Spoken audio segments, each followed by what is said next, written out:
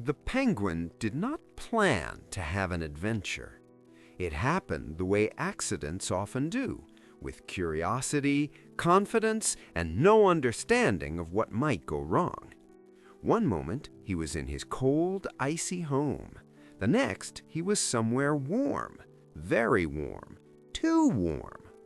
The penguin stopped walking. The ground felt strange, dry, unfriendly. There was no ice, no water, no fish. Nothing was slippery like it should be. He took one step, then another. Both felt wrong. That was when he saw the lizard. The lizard was lying on a warm rock under a bright lamp.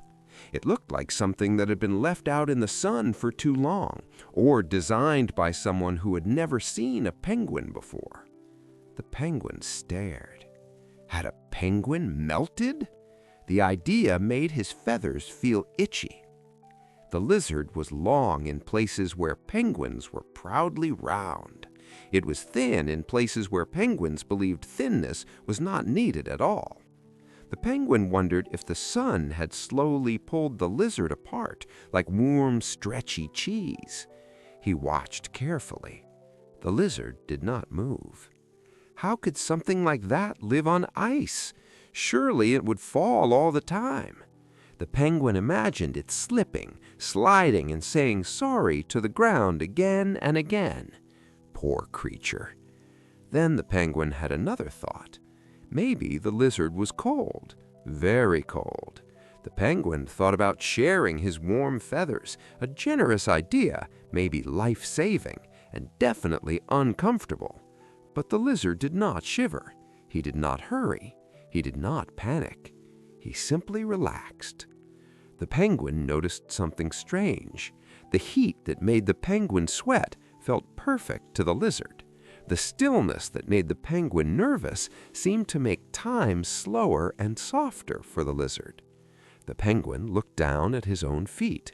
They were made for ice, not for hard rocks, for water, not for hot air. Here, on this dry ground, they looked confused. For the first time, the penguin wondered if he was the strange one. Maybe the lizard was not broken. Maybe the lizard was not unlucky. Maybe the penguin was simply in the wrong place. He lifted his head again. The lizard lay there, calm and sure of himself, as if the sun had signed a special paper saying, yes, he belongs here. The penguin understood. This was not a melted penguin. This was a perfectly finished lizard. And this place, warm, confusing, and a little bit rude, was exactly where the lizard was meant to live. The penguin turned back toward the cold air. He walked carefully, carrying a new thought that felt heavier than his body and lighter than his feathers. Moral of this story: sometimes what looks like a mistake is simply something thriving in a place where we were never meant to stand.